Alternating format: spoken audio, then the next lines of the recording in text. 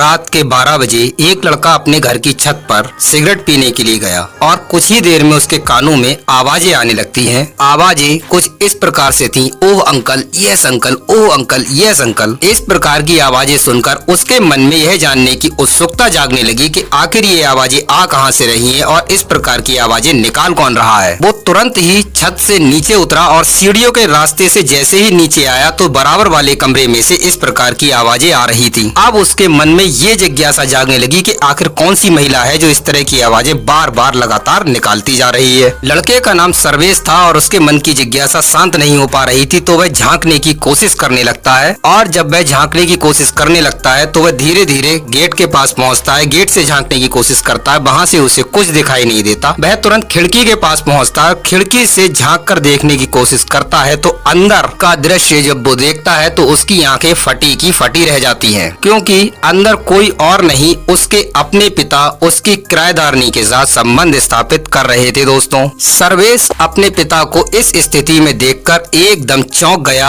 आश्चर्यचकित रह गया, क्योंकि उसके पिता दिन में बड़े ही शांत स्वभाव में धोती कुर्ता पहनकर टीका तिलक लगाकर बड़े ही सभ्य इंसान बनकर रहते थे, लेकिन रात में वो इस प्रकार की घटना अपनी ही किराएदारनी के साथ कर रहे थे। यह देखकर सर्वेश बहुत ही आश्चर्यचकित था कि मेरे पिताजी भी इस प्रकार की हरकत कर सकते हैं। सर्वेश अपने पिता की काफी इज्जत करता था और उनसे डरता भी था, क्योंकि परिवार बहुत ही संपन्न था। सर्वेश के पिताजी शहर के जाने माने बिजनेसमैन थे, बहुत अच्छा उनके पास पैसा था। लाकर कहा जाए तो किसी भी तरह की पैसे की कमी नहीं थी और कोई भी घर में किसी भी तरह की कमी नहीं थी। समाज में एक बहुत ही अच्छी इज्जत थी, मान प्रतिष्ठा वाले व्यक्ति थे, पूरा शहर उनको जानता था और उनकी इज्जत करता था। लेकिन उसके बाद भी वह इस प्रकार की हरकत कर रहे थे। इस बात से सर्वेश को बहुत ज्यादा धक्का लगा था, बहुत ज्यादा आश्चर्य हुआ था। लेकिन अपने पिता को इस प्रकार से संबंध बनाते हुए देखकर उसकी आंखों के सामने वही दृश्य दौड़ रहा था, क्योंकि जिस महिला के साथ वो संबंध बना रहे थे वह बहुत ही खूबसूरत और बहुत ही देखने में कमसिन हसीना टाइप की थी। वह इतनी सुंदर थी कि उसे कोई भी देख ले तो वह उसका दीवाना हो जाता। दर्शकों, अगर आप हमारे चैनल पर नए दर्शक मेहमान बनकर आए हैं तो कृपया चैनल को सब्सक्राइब कर लीजिए और वीडियो को कृपया करके एक लाइक कर दीजिए। दोस्तों,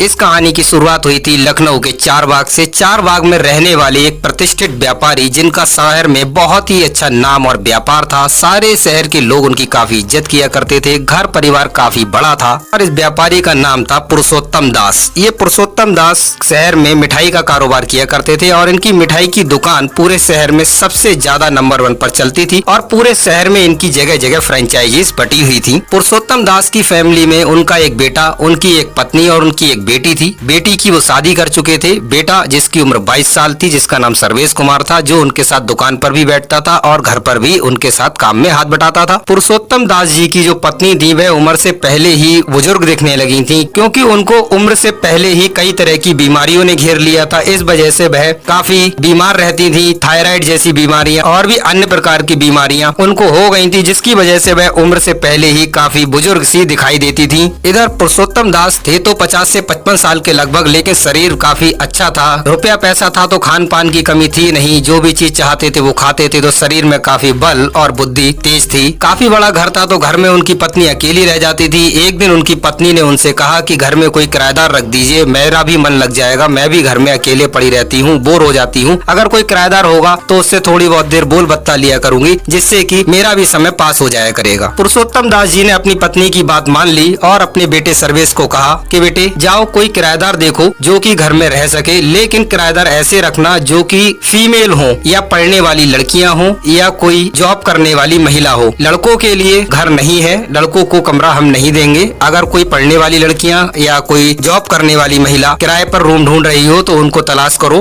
और अपने ये कमरे किराए पर उठाओ। सर्वेश अपने पिता की बात को सुनकर OLX पर ऐड लगा देता है। ऐड लगाने के बाद उसको एक किराएदारनी मिलती है जिससे वो कांटेक्ट करती है। कांटेक्ट करने के बाद वह बताता है कि मेरे घर पर कमरा खाली है, आप आइए आकर देख लीजिए। सर्वेश उस महिला को अपने घर का एड्रेस भेज देता है और उसके बाद में वह अपने पिता के पास दुकान पर चला जाता है। शाम को जब सर्वेश अपने घर पर आता है तो उसकी मम्मी एक नाश्ते की थाली लगाकर उससे कहती है कि बेटा ये लो थाली और ये ऊपर किराएदारनी को दे आओ। सर्वेश अपनी माँ से पूछने लगता है कि माँ कौन किराएदार, कहाँ से आया, मैं तो जानता भी नहीं और अभी मैं सुबह दुकान पर गया हूँ और एकदम से किराएदार भी आ गया। तब उसकी माँ उससे कहती है बेटा तूने ही तो ओएलएक्स पर नंबर दिया था और एड्रेस बताया था। वही सुनकर वह लेडीज आई है और यहाँ पर रहने के लिए आ चुकी है। काफी अच्छी महिला लग रही है, व्यवहार और बोलचाल में काफी अच्छी है। जा जाकर उसको ये चाय दिया, चाय पी लेगी, पहली बार है, अच्छा लगेगा उसको भी। सर्वेश चाय की थाली प्लेट लेकर नमकीन नाश्ता लेकर उसके पास पहुंचा, दरवाजा खटखटाया और जैसे ही उस महिला ने दरवाजा खोला और सर्वेश की उस पर निगाह पड़ी तो सर्वेश उसको देखता ही रह गया। वो औरत देखने में इतनी सुंदर, इतनी खूबसूरत थी कि उसकी खूबसूरती के आगे सर्वेश की आंखें उस पे से हटी ही नहीं। बहुत ही लाजवाब, बला की खूबसूरत उसके सामने एक परी जैसी एक खूबसूरत महिला खड़ी थी, जिसको देखकर उसके दिल में एक घंटी सी बज गई, तन बदन में आग सी लग गई। अब सर्वेश प्लान बनाने लगा कि किसी भी तरह से इस किराएदारनी को अपने घेर में लेना है, इसके साथ संबंध स्थापित करना है। किसी भी तरह से कुछ भी हो जाए, मुझे इसके साथ में एक बार तो संबंध स्थापित करना ही करना है। लेकिन रात में उसके पिताजी उस महिला के साथ संबंध बना रहे थे, तो अब सर्वेश के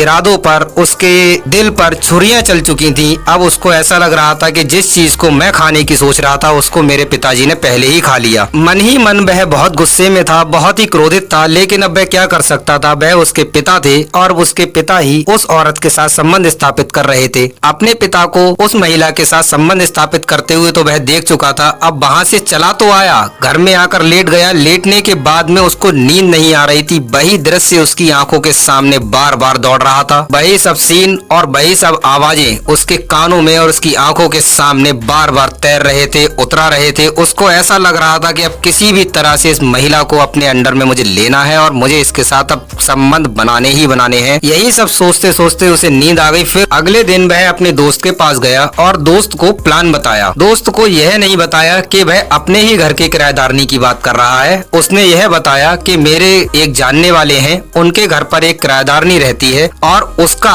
अपने ही मकान मालिक के साथ में रिलेशनशिप है। वह दोनों एक दूसरे के साथ संबंध स्थापित करते हैं और जो मेरा जानने वाला मेरा फ्रेंड है वह उस औरत के साथ संबंध बनाना चाहता है, लेकिन कहने से डरता है। तो फिर अब कोई प्लान बताओ जिसकी मदद से, जिसकी सहायता से उस औरत के साथ संबंध स्थापित किए जा सके। उसका दोस्त उससे कहता है कि इसका एक ही तरीका है, तुम अपने उस दोस्त से कहो कि उन दोनों की वीडियो बना ले। जब भी वो लोग संबंध स्थापित कर रहे हो तो किसी भी तरह से चोरी छुपके से, किसी भी प्रकार से उन दोनों लोगों का वीडियो बनाकर अपने पास शूट कर ले और उनको ब्लैकमेल करे। ब्लैकमेल करके काम बड़ी ही आसानी से हो सकता है। अगर वह चाहे तो अपने इस काम को बड़ी ही आसानी से अंजाम दे सकता है। सर्वेश कुमार को ये बात जम गई। उसने सोचा क्यों ना अब यही प्लान बनाया जाए। उसने एक camera, hidden camera online order किया। उसको आने में 2 से 3 दिन लगे। उसने उसके सारे फंक्शन सीखे, फंक्शन समझे और समझने के बाद में लग गया इस ताक में कि कैसे करके ये कैमरा उस कमरे में फिट किया जाए। के पास सिर्फ एक ही मौका था जिससे वह अपने इस प्लान को अंजाम दे सकता था। अगले दिन जैसे ही उसकी किराएदारनी नहाने के लिए गई, वह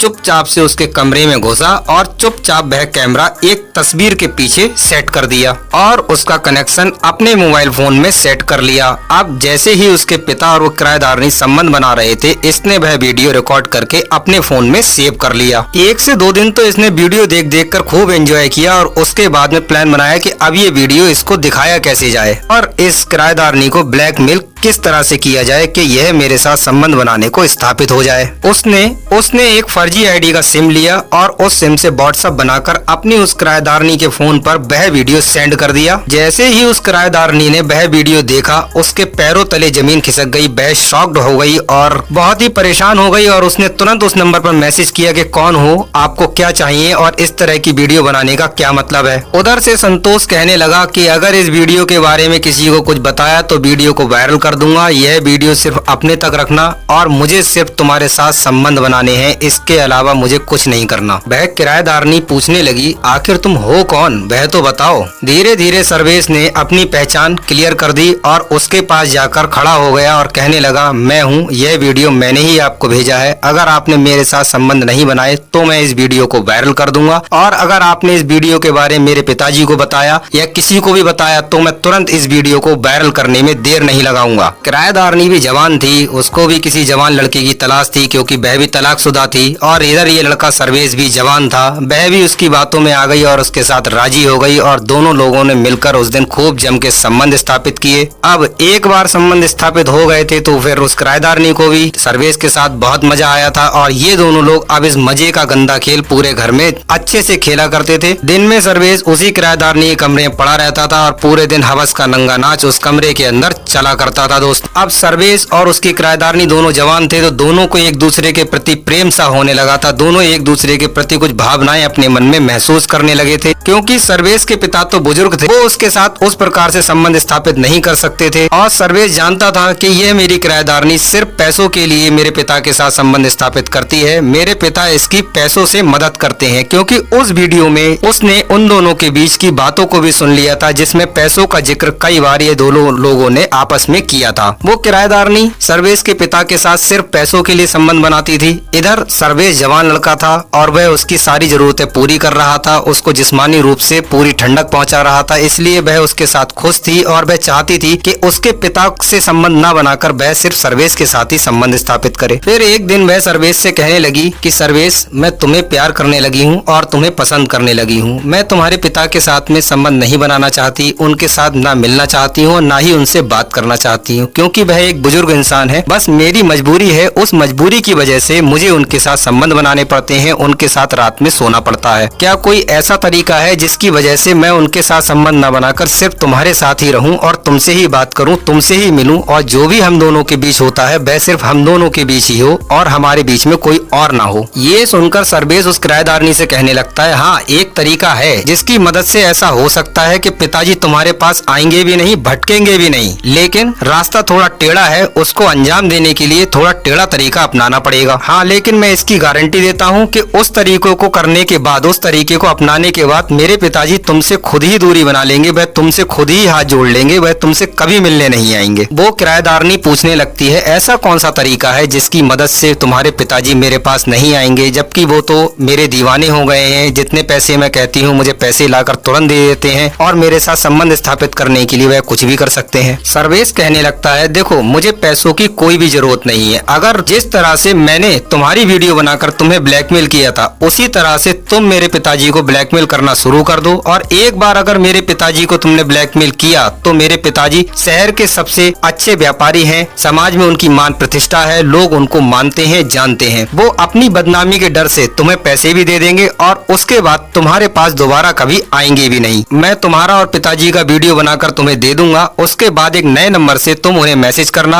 और उनसे पैसों की डिमांड करना। पैसे तुम रख लेना, मुझे पैसों की जरूरत नहीं है, मेरे पास मेरे पिताजी का ही बहुत कुछ है। तुम्हारी पैसों की समस्या भी दूर हो जाएगी और मेरे पिताजी भी तुम्हारे पास आना बंद कर देंगे। सर्वेश का यह प्लान उसकी किराएदारनी को जम जाता है और वह इस प्लान में उसके साथ शामिल हो जाती है। सर्वेश तुरंत पास की दुकान पर जाकर एक मोबाइल फोन लेता है और एक सिम लेता है। नए सिम से अपने पिताजी को मैसेज करता है और कहता है कि अगर आपने मुझे 20 लाख रुपए नहीं दिए तो यह वीडियो पूरे शहर में वायरल कर दूंगा। अब सर्वेश के पिताजी शहर के जाने माने व्यक्ति थे, वह वीडियो देखकर वह चौंक जाते हैं, डर जाते हैं। उनको ऐसा लगता है कि अगर इस प्रकार की वीडियो शहर में लीक हो गई तो मेरी मान प्रतिष्ठा मर्यादा सब खत्म हो जाएगी। पूरा शहर जो मेरी आज इज्जत करता है उनमें से बहुत से लोग मेरी इज्जत करना बंद कर देंगे और बहुत से लोग तो हो सकता है मेरी दुकान पर आना छोड़ दें, जिससे मेरा कारोबार भी खत्म हो सकता है। धीरे धीरे बात करते करते 20 लाख रुपए से बात होते होते 15 लाख पर आकर बात सेट हो गई। सर्वेश अपने पिता से मैसेज में बोला, एक बैग में 15 लाख रुपए रखकर मेरी बताई हुई जगह पर जाकर रखाओ, मैं वहाँ से बैग को ले लूंगा और तुम्हारी वीडियो अपने फोन से डिलीट कर दूंगा। सर्वेश के पिताजी बताई हुई जगह पर जाकर 15 लाख रुपए का बैग रखाते हैं। सर्वेश बैग लाकर उस किराएदारनी को दे देता है और उससे कहता है कि देखो, अब तुम्हारे पैसों की प्रॉब्लम भी खत्म हो चुकी है और मेरे पिताजी भी अब तुम्हारे पास आकर भटकेंगे नहीं। सर्वेश के पिताजी 15 लाख रुपए का बैग देकर सीधे उस किराएदारनी के पास पहुंचे और उससे कहने लगे कि ये सब क्या नाटक था, मुझे ऐसा लग रहा है कि इसमें तुम्हारी पूरी चाल है और तुमने ही इस तरह से मुझे ब्लैकमेल किया है। वो किराएदारनी कहने लगी कि इस वीडियो में मैं खुद आपके साथ हूँ, मैं इस तरह की हरकत क्यों करूंगी, अगर ये वीडियो वायरल हो जाता तो इसमें बदनामी तो मेरी भी होती ना, इसमें मेरा कोई हाथ नहीं है, इसमें आपका या किसी और का हाथ हो सकता है लेकिन मेरा कोई हाथ नहीं है, मैं इस बारे में कुछ भी नहीं जानती हूँ। किराएदारनी इस तरह की बातें करने लगी तो पुरुषोत्तम दास जी को भी लगने लगा कि हो सकता है किसी और ने इस प्रकार की हरकत कर दी हो। अब उस दिन गुजर गए, बात आई गई हो गई, लेकिन वह वीडियो सर्वेश के फोन में अभी तक मौजूद था।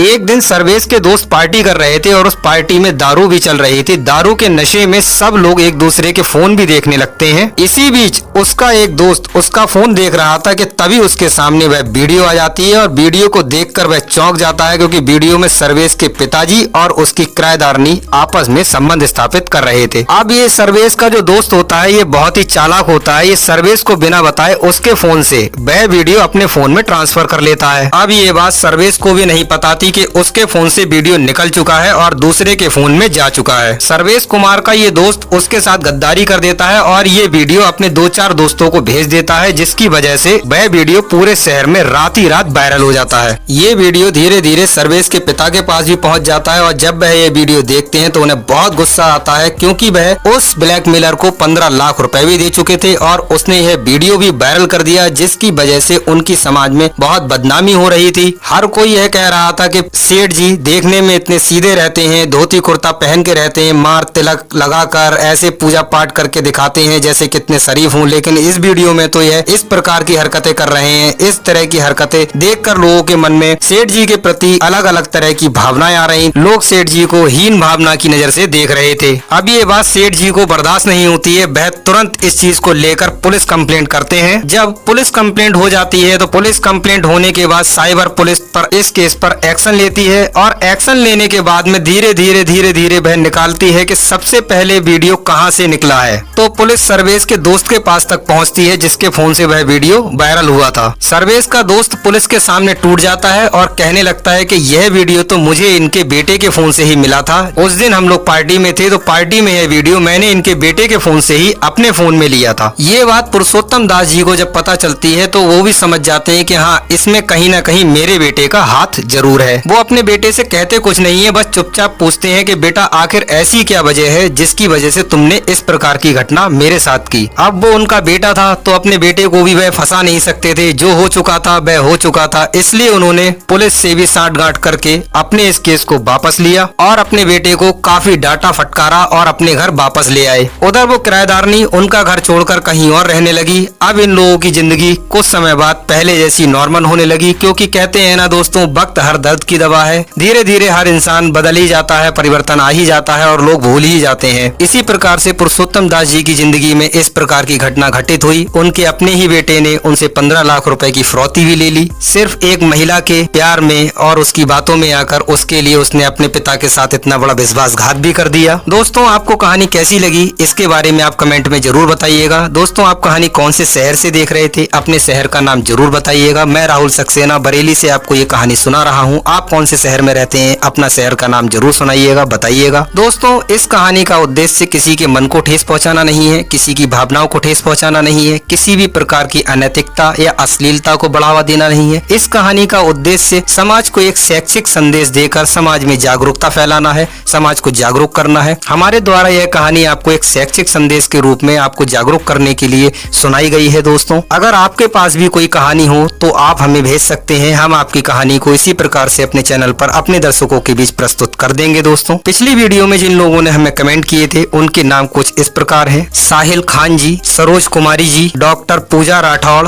उत्तराखंड, सुरेश कुमार साहू व उनकी पत्नी पुणे महाराष्ट्र, महेंद्र कुमार सिंह उड़ीसा, बलवीर सिंह चंडीगढ़, मनप्रीत कौर भटिंडा पंजाब, रवीना बी जम्मू कश्मीर, मोहन पाल सिंह नया शहर लखनऊ, सुनीता कुमारी चौहान मध्य प्रदेश भिंड, चौधरी जिया राम जाट अलवर राजस्थान, हरविंदर कौर पंजाब। दोस्तों, आप भी अपना नाम जरूर लिखिएगा, हम अगली वीडियो में आपका नाम जरूर लेंगे। नमस्कार दोस्तों, तब तक के लिए मिलते हैं आपसे किसी और कहानी में। वीडियो को एक लाइक कर दीजिए। यदि आपने अभी तक चैनल को सब्सक्राइब नहीं किया है तो कृपया जाते जाते बेल आइकन दबा दीजिए और वीडियो को सब्सक्राइब कर दीजिए।